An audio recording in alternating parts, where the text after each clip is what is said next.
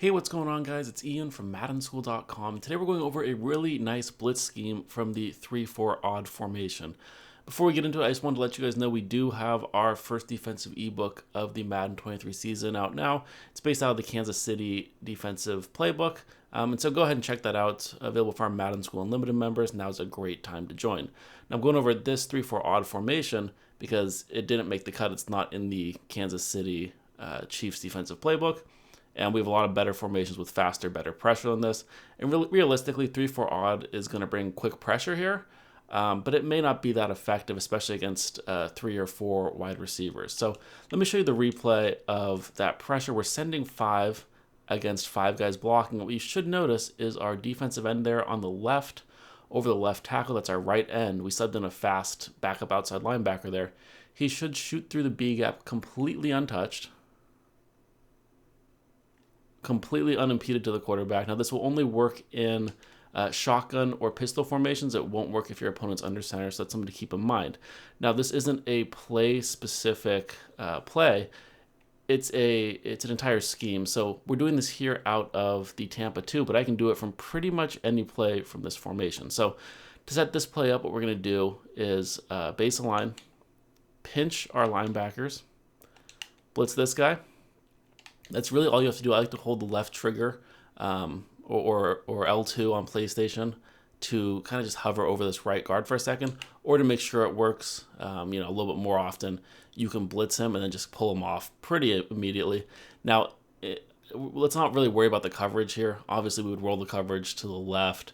There's some adjustments we can make, but this is really more about the blitz, and I'm not going to get too far into the adjustments here. You can make the adjustments in terms of coverage on your own. I'm going to show it to you again here. That time it kind of got picked up. That's going to happen every now and then just because fluky things will happen, and you'll just get the pressure from the outside linebacker here. But if I do it again, it's going to work more often than not.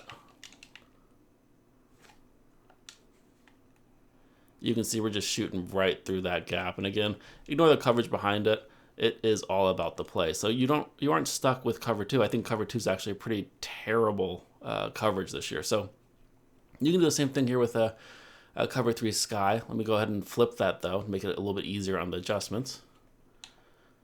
Now we're going to send 5 guys out because one of the weaknesses of this blitz is that if they're blocking an extra guy, whether it's a tight end or a running back, it can pick up this blitz. So that's a weakness to be aware of. So pretty much exact same setup. This time now you're responsible for the middle part of the field. You can blitz this guy and just kind of hover over him for a second. That time it kind of got picked up. Something a little fluky went wrong. We got bailed out by the X factor there. But let's do it one more time.